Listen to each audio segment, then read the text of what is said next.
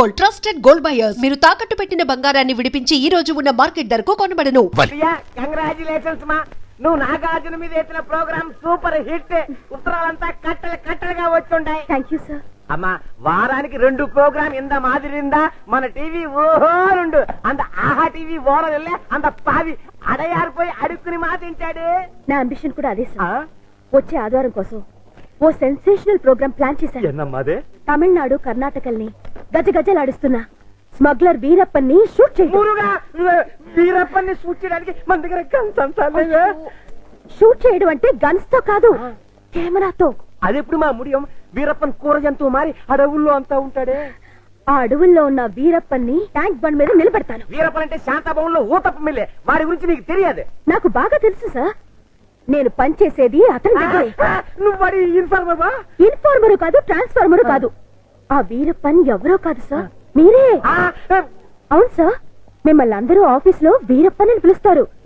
మీకు కాస్త కటింగ్ చేసి మీసం పెట్టి చేతిలో గన్నెట్టి ట్యాంక్ బండ్ మీద వదిలేస్తే ఏ పోలీసులో ఎన్కౌంటర్ చేసి పూడుస్తుడు.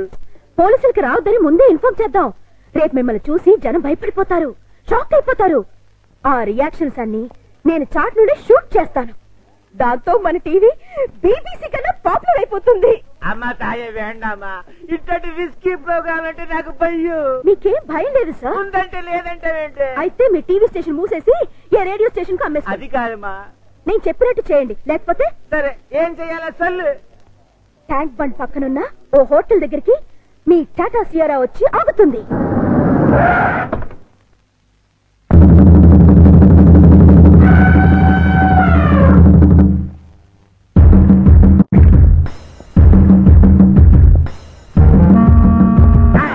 నానెవడో తెలుసా? తెలీదు సార్. ఏంది బే, సైట్ ఉండదా? నాంపల్లో 200 గజాలు ఉంది సార్. అవి చెప్పు, ఆ సైట్ కాదు బే, చూపు సైట్. అసలు చూపేలే. రైట్ ఎక్కడ ఉంటుంది సార్? నేను పుట్టుబుట్టు. అరే చెయ్యి.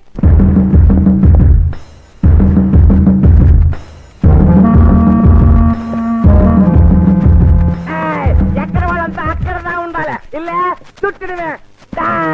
నానెవడో తెలుసా? నువ్వెవరో నీకే తెలియనప్పుడు మాకెలా తెలుసు? నానెవరో నాకెందుకు తెలియదు. గంధపు చెక్కల స్మగ్లర్ వీరప్పన్. వీరప్పన్ అయితే కర్ణాటక అడవుల్లో ఉండాలి కానీ ఇక్కడేం పని? లొకేషన్ బోర్ కొట్టినది బా, అందుకని ఫ్రెష్ గా ఉంటదని ఆంధ్రాకి వచ్చినాను. సంజయ్ సంజయ్ టైట్ గా జూమ్ ఫార్వర్డ్ చేయి. సొల్లు, నువ్వు ఆహా టీవీ చూస్తువా ఓహో టీవీ చూస్తువా? ఆహా టీవీ చూస్తాను. నా ముడియాదే, మీరంతా ఓహో టీవీదా చూడవాలా? ఏ అదేమన్నా నీ బామ్మర్దా? వీరప్పన్ తోటే కామెడీ చేస్తా. ఓహో, వీరప్పనంటే నువ్వేనా? ఆమాండా, ఏం నీకట్లా కనిపిస్తులేదా? కొట్టొచ్చినట్టు కనిపిస్తున్నావు. డియర్ ఫ్రెండ్స్, ఇతనే 100% ఏనుగు దంతాలు పీకే డెంటిస్ట్ వీరప్పన్. మొన్నే నేను నక్కిరణ్ గోపాల్ వెళ్ళి కలిసి వచ్చాం కాదు వీరప్పన్? ఇప్పుడే నీ గురించి అసెంబ్లీలో డిస్కషన్ వచ్చింది. ఏమనిపా? ఎంపీ సీట్ ఇస్తుమనే? నిన్ను పట్టించినా కొట్టించినా చంపించినా 25 లక్షల బహుమానం ఇస్తామని గవర్నమెంట్ వారు ప్రకటించారు. బాగా వినండి, ఈ బాడీ చాలా వాల్యుబుల్ది. చేతికి 5 లక్షలు, కాలుకు 10 లక్షలు, తలకాయ అయితే 25 లక్షలు, టోటల్ బాడీ అయితే 40 లక్షలు ఇస్తామని ఆల్రెడీ కర్ణాటక, తమిళనాడు గవర్నమెంట్లు అనౌన్స్ చేశాయి. చూసుకోండి, అదృష్టాన్ని తేల్చుకోండి. ఎవరికి దొరికిన పార్టీ వాళ్ళు పీక్కోండి, లక్షాధికారులు కండి.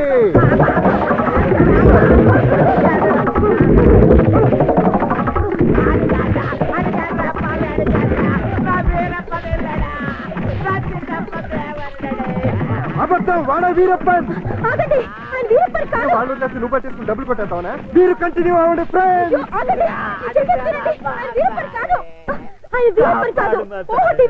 నిజమా? ఆమాండా మగడా, కావాలంటే మరి ఈ గట పెందుకేశారు?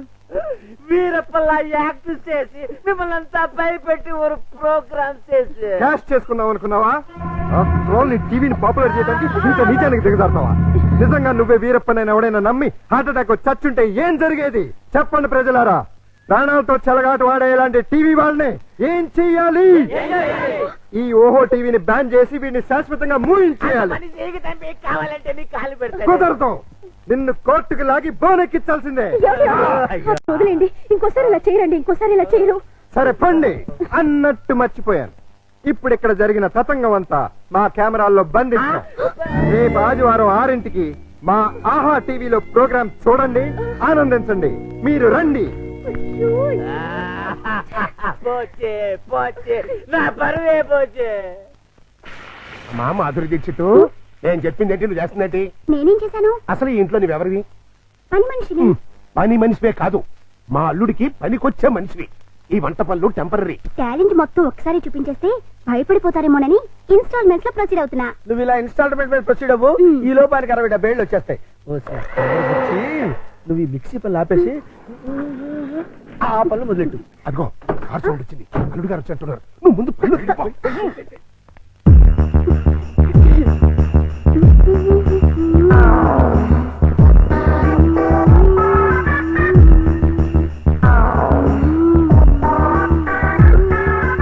లుక్కు పడింది, గుటకు కూడా పడింది.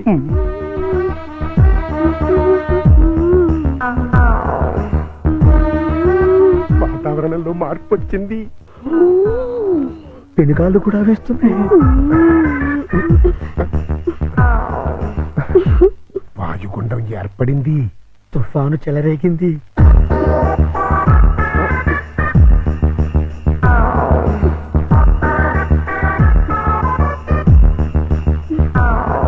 ఇదిగో మాధురి దీక్షిత్, ఒక్కసారి లోపలికి రా. తుఫాను తీరాన్ని తాకేసింది. ఇంకా వరదలే వరదలు. ఏంటి, ఎక్కడికి వెళ్తున్నారు? ఇమాజినేషన్ లోకి. అయితే నేను వస్తా, ఇద్దరం కలిసి వెళ్దాం. ఒకసారి కలిసి వస్తా. అంతే, పద పద.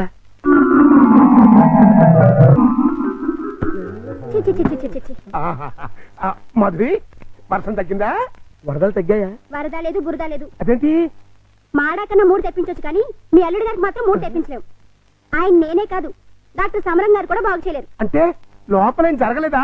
చాలా జరిగింది. ఏం జరిగింది? నా ఫిగర్ చూసారా? లోపలికి పిలిచారు. అంతవరకు మేము ఫాలో అయ్యాం. ఆ తర్వాత ఏం జరిగింది? దగ్గరికి రమ్మన్నారు, వెళ్ళండి. తర్వాత షర్ట్ పైకెత్తారు, లుంగి లూజ్ చేశారు, తర్వాత లోపల నుంచి మొలతాడు తీశారు. మొలతాడు తిట్టి. అవును, మొలతాడు తిరిగేందుకు? దానికున్న పిన్నీస్ తీసి నా చేతిలో పెట్టి బయట జారిపోతుంది పెట్టుకో అన్నారు. ఈ టాలెంట్ ఇంకెవరికైనా చూపించుంటే ఈ పాటికి ఇల్లాలనే నెల తప్పేదాన్ని. వస్తా. ఇదిగో మాధురి, మాధురి, మాధురి, ఇదేంట్రా కదట్ట అడ్డం తిరిగింది? అర్థమైన పనులు చేస్తే ఎలాగ అర్థం జరుగుతుంది. ఎలాంటి పనులు చేయడానికి మీకు సిగ్గు లేదు? లేదు, నా కూతురు నిన్ను కాదని నీతో తెగదంపులు చేసుకున్న రోజున నా సిగ్గు సొగం చచ్చిపోయింది. కన్న కూతుర్ని కన్న తండ్రిని కాదనుకుని వెళ్ళిపోయిన రోజున నాలో సిగ్గు పూర్తిగా చచ్చిపోయిందయ్యా. అందుకని ఇలా డాఫర్ పనులు చేస్తారా? ఏం చేయమంటావయ్యా? వయసుండి, అందముండి, ఆస్తుండి, అర్హత ఉండి నీ జీవితాన్ని నాశనం చేసుకుంటున్నావు. పెళ్లి చేసుకోమంటే చేసుకోనంటున్నావు. అయిన పెళ్లి చాలు. పెళ్లి అవసరం నీకు లేకపోవచ్చు, కానీ తల్లి అవసరం నా మనవరాలుకుంది. నా కూతురు చేసిన తప్పుకి నువ్వు శిక్ష అనిపిస్తున్నావు, నువ్వు చేసిన తప్పుకి నీ కూతురు శిక్ష అనిపిస్తుంది. నా మాట విని పెళ్లి చేసుకో, దానికి తల్లిని తెచ్చిపెట్టు. ఆ వచ్చే తల్లి దెయ్యం అయితే నీ నీడ పడితే దేవతగా మారుతుంది. దేవతగా మారేనా? నీ కూతురు వెళ్ళిపోయింది. ఛీ! అది అసలు ఆడదే కాదు. మరో ఆడది నా బిడ్డకి తల్లి కాలేదు. ప్రతి ఆడది నా కూతురులా ఉండదయ్యా. చూడండి, నా మీద మీకు ప్రేమ ఉంటే ఇంకెప్పుడు ఇలాంటి పని పిల్లలు తీసుకొచ్చి పనికి మాలి పనులు చేయకండి. అది కాదు బాబు. బాబు, ఏమండి, దీన్ని బట్టి మీకు ఏమర్థమైంది? ఇతని జన్మలో మళ్ళీ పెళ్లి చేసుకోడని. అదే మరి మిడిల్ డ్రాప్ అంటే. ఏంట్రా నీ గొడవ? అల్లుడు గారు వెళ్లే ముందు డైలాగ్ వేసారు, దాన్ని మీరు క్యాచ్ చేయలేదు. ఏంటది? నా మీద మీకు నిజంగా ప్రేమ ఉంటే ఇలాంటి పని మనుషులు తీసుకొచ్చి పనికి మాలి పనులు చేయకండి అన్నారు. అంటే దాని మీనింగ్ ఏంటి? ఏంటి? సంసార పక్షంగా ఉన్న వాళ్ళని తీసుకొస్తే నేను ఒప్పుకుంటానని ఇండైరెక్ట్ గా చెప్పేశారనమాట. అలాగా? అయితే పద, అల్లుడు లెవెల్కి తగ్గ సంబంధం తీసుకొద్దాం. పద.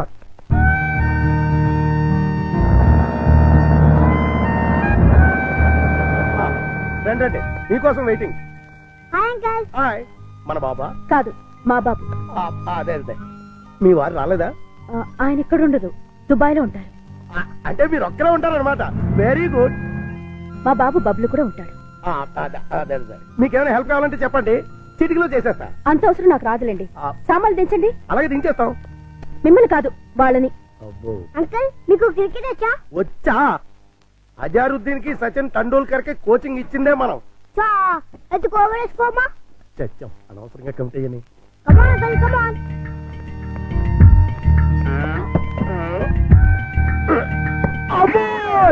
గట్టిగా తగిలింది అంకుల్. అదే పూల మెత్తగా తగిలింది. అయితే ఎక్కువ బాలే. ఇప్పుడు వాటం చూస్తుంటే కొట్టరాని చోట కొట్టిన చేత అక్కాయో అక్కాయో అనిపించేలా కనబడుతున్నాడు. అయిపోయాడు గుంటడు. ఏ పిల్ల ఆ బాల్ ఏంటి? ఇలా రా ఇస్తా. ఇగో. అమ్మా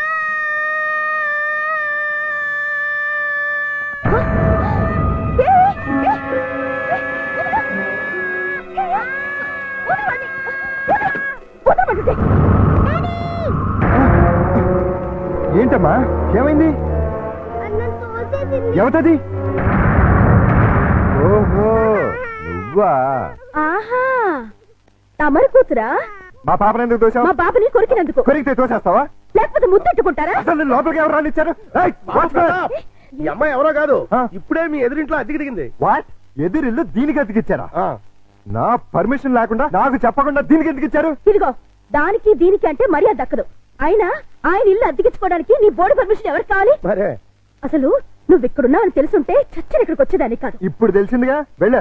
నువ్వు వెళ్ళమంటే నేను ఎందుకు వెళ్తాను? అయితే ఇక్కడే ఉంటానంట. Yes. అయితే జాగ్రత్తగా విను. ఇక మీదట నువ్వు గాని మీ అబ్బాయి గాని నా జోలికి నా పాప జోలికి వచ్చారంటే బ్రతుకు వంకాయ అయిపోతుంది. నాది కూడా సేమ్ డైలాగ్. ఛీ! ఇదిగో ఇలా పట్టుకుని ఇలా ఇలా ఆడాలి. ఏదాడు? ఏయ్ పప్పి, బుద్ధి లేకుండా సిగ్గులేని వాళ్ళతో ఆటలేంటి? సిగ్గులేని వాళ్ళు మేం కాదు మీరు. ఏయ్, పావే రాక్షసి. పోరా రాక్షస. పచ్చి. రావే పప్పి. రా బబ్లు. మమ్మీ ఆ? డాడీ పా, పా. నువ్వు రావే. హలో, ఇల్లు మారిపోతున్నారు. ఓ అయ్యో అయ్యో ఇంకొక నీళ్ళు పెట్టి, ఇంకొక ఎర్ర బ్యాటు. ఆ? అయ్యో బంగారం లాంటి గిన్నె ఎలా తచ్చున్నాడు చూడు. స్టూపిడ్.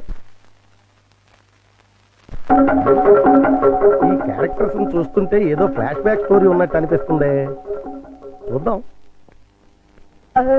అల్లుడు గారు వచ్చేసారు. బ్యాటర్ లీకేజ్ అవ్వకుండా లోపలికి తీసుకు. అలాగే. ఏంటి అర్జెంట్ గా రమ్మని ఫోన్ చేసావు? ఏమైంది? చాలా ఘోరం జరిగిపోయింది బాబు. లోపల చెప్తాను. నమస్కారం, కూర్చోండి. వీరే మా అల్లుడు.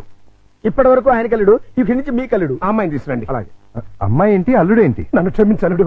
పెళ్లి చూపులంటే రావని ఫోన్లో అబద్ధం చెప్పి రప్పించాను. పెళ్లి చూపులా? నీకెన్నిసార్లు చెప్పొద్దు. తిట్టద్దు. మీకంతగా తిట్టాలనుకుంటే సెపరేట్ గా ప్రోగ్రామ్ పెట్టి తిరుగుతాం. రామ్మా, ఇదేనండి మా అమ్మాయి. కూర్చాలుడు. అమ్మాయికి వంట వరపు బాగా వచ్చు. చదువుకున్న పిల్ల, బుద్ధిమంతురాలు. అన్నిటికీ మించి మన పాపని తన పాపలా చూసుకుంటుంది. మిగిలిన విషయాలని మేము మాట్లాడేసుకున్నాం. నువ్వు అంటే ముహూర్తం పెట్టిచ్చేస్తా. నీ పేరేంటి? శారద. నీ వయసు ఎంత? 16 సంవత్సరాలు. 16 ఏళ్ల వయసులో శ్రీదేవి టైప్ అన్నమాట. నార్మే. నా వయసు 32 సంవత్సరాలు. నీకంటే 16 ఏళ్ల పెద్దవాడిని. మనిషి సగటు జీవితం 60 ఏళ్ళైతే నీకు 44 వచ్చేసరికి నేను చచ్చిపోతాను. ఆ తర్వాత నువ్వు 16 ఏళ్ళు విడోగా బ్రతకాలి. నాకు పెళ్లి కొత్త కాదు, పెళ్ళాం కొత్త కాదు, శోభనం కొత్త కాదు. పైగా 5 ఏళ్ల కూతురుంది. ఇప్పుడు చెప్పు, నన్ను చేసుకోవడం నీకు ఇష్టమా? దాని ఇష్టమే ఉంది బాబు, మేము ఒప్పుకున్నాగా. నాకు కట్నం ఎంత ఇద్దాం అనుకుంటున్నారు? డబ్బు బంగారం కలిపి 5 లక్షల దాకా ముట్ట చేద్దాం బాబు. 5 లక్షల కట్నం ఇవ్వగల స్తోమత ఉంది. అమ్మాయికి చక్కటి అందం ఉంది, చదువు ఉంది, మంచి భార్య కాగల లక్షణం ఉంది. ఇన్ని ఉండి నాలాంటి సెకండ్ హ్యాండ్ వాడికి కట్టబెడతారా? 16 ఏళ్లకి పెళ్లి చేయటం చట్టవిరుద్ధం. అందులోనూ పెళ్ళాం వదిలేసినాన్ని చేసుకోవటం లోకవిరుద్ధం. చిన్నప్పటి నుంచి మీ కూతుర్ని ఎంతో ప్రేమగా చూసుంటారు. ఏది కావంటే అది ఇచ్చుంటారు. ఏ లోటు రాకుండా అపురూపంగా చూసుకుని ఉంటారు. ఇన్ని చేసినాళ్ళు ఒక్క జీవిత భాగస్వామి విషయంలోనే ఎందుకండి ఇంత దారుణమైన నిర్ణయాలు తీసుకుంటారు? కూతురంటే గుండెల మీద కుంపటని ఫీల్ అయి ఎవడో ఒకడికి ఇచ్చి కట్టబెట్టి బాధ్యతను తీర్చేసుకోవాలనుకునే మీలాంటి తల్లిదండ్రుల వల్లే పెళ్లిళ్ళు పెటాకులై జీవితాలు నాశనం అవుతుంది. అలాంటిదేం లేదల్లుడు. ఈ పెళ్లి అమ్మాయికి ఇష్టమే. ఖచ్చితంగా ఇష్టం ఉండదు. నాలాంటి పెళ్ళైన బిడ్డ తండ్రిని ఏ కన్ను పిల్ల కోరుకోదు. ఆడదానికి కూడా ఒక మనసు ఉంటుంది, ఆశ ఉంటుంది, ఆశయం ఉంటుంది. అది అర్థం చేసుకోకుండా భయపెట్టో బలవంతం పెట్టో పెళ్లి చేస్తే నీ కూతురులానే ఈ కూతురు తయారవుతుంది. మీరు నిజంగా అమ్మాయికి కన్న తండ్రి అయితే బాగా ఆలోచించి తనకు నచ్చిన సంబంధం చేయండి. చేత కాకపోతే చెప్పండి, నేను చేస్తాను.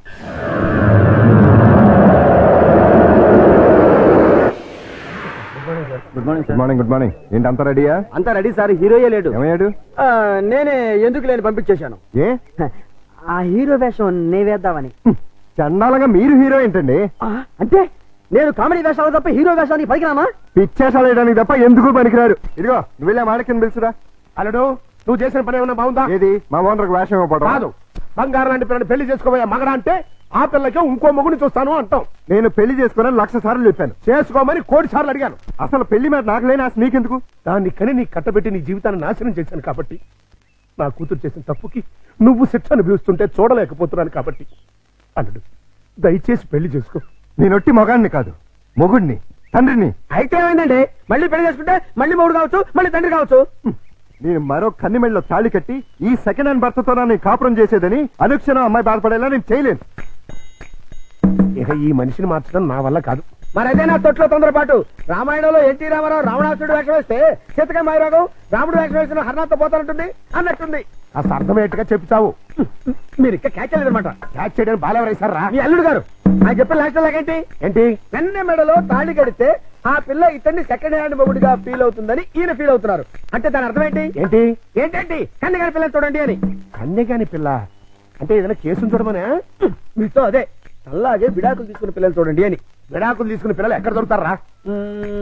అమెరికాలో అయితే కుప్పలు కుప్పలుగా దొరుకుతారు. ఇండియా సంగతి చెప్పు. ఓ పని చేద్దాం, విడాకుల కేసు కోసం కోర్టుకు వెళ్దాం. మనకి పెళ్ళాలే లేరు, విడాకులు ఎవరిస్తారు? అయ్యి బాబాయ్ జోక్ లేకండి బాబు, లాఫింగ్ చేయలేక చచ్చిపోతున్నాను. అది కాదురా. మూసుకుని నన్ను ఫాలో అవ్వండి. కమా. And for more videos, Please subscribe to iDream. Please subscribe to iDream. Please subscribe iDream. And please subscribe to iDream. For more videos, subscribe to iDream. please like, share and subscribe to the channel. Congratulations, iDream. Subscribe to iDream. Subscribe to iDream. So subscribe to iDream Media. iDream team andarki huge congratulations. Please subscribe iDream Media. Please subscribe to iDream. Subscribe iDream. Please subscribe to iDream. iDream అంటే నా కళల ఛానల్ను subscribe చేసుకున్న నోరు తిరుగుతలేదు. మీరైతే గంట గుర్తు కొట్టండి. For more such videos, please subscribe to iDream.